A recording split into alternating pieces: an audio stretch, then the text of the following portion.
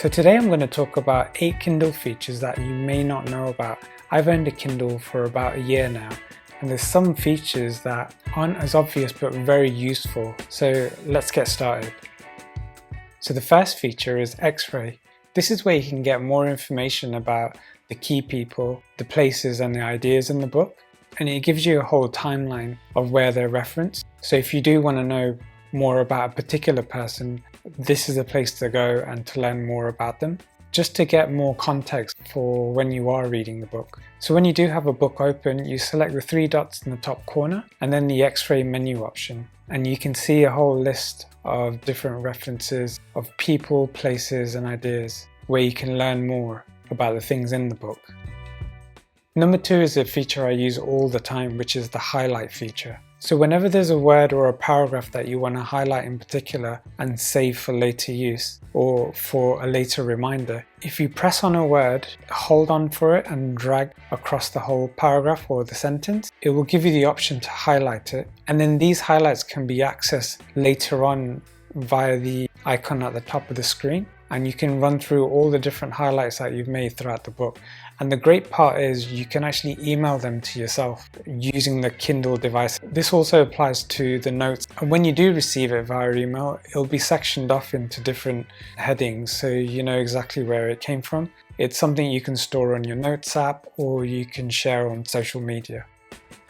Another nice little feature is actually just having the time at the top of the screen. When you get carried away reading a book, sometimes you do lose track of time, and yeah, it can be a good thing, but I find it's very helpful to know what time it is. You can toggle time on and off.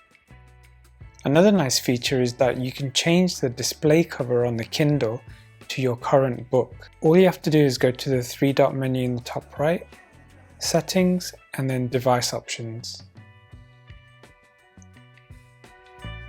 Another feature that comes with a Kindle, which I don't use that often but it's useful to know if I'm ever traveling, you can set a passcode just like you do on your phone.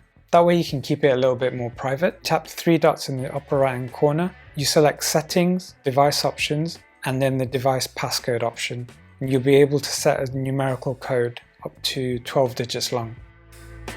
The next feature involves taking screenshots. Personally, I don't use it that often, but in some circumstances it can be useful. So you do this by simultaneously tapping the upper right and the lower left corners of the screen, or vice versa.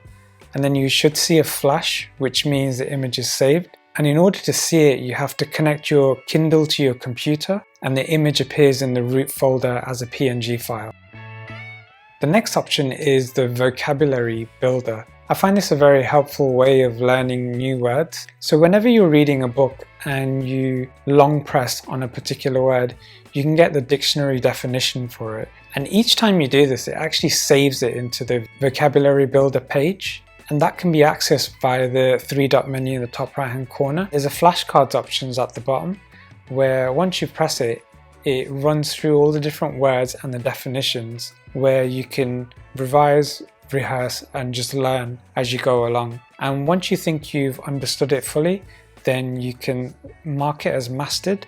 You can also sort the words by books. I think this is a great way to learn because you're always reading new books and picking up on new vocabulary, which is easy to forget. So this is a great way to revisit it and actually store it in your long-term memory, so then you end up actually using it in real life. And the last feature I'd like to mention is creating collections of books. Perhaps there's 2 or 3 books that belong in a similar collection which you can group together. It just makes it more organized, more clutter-free. So this is achieved by coming out of a book and onto your library, tapping on the 3 dots at the top right corner, and from the menu options you can select Create Collections. A dialog box will appear where you can enter the collection name. Once you click OK, then the collection is created, and then you can select all the books you'd like to add to that particular collection. And to view the collection, you can simply tap on the library and you'll see a list of all the different collections that you created. So I hope you found this video helpful and I hope to see you in the next one.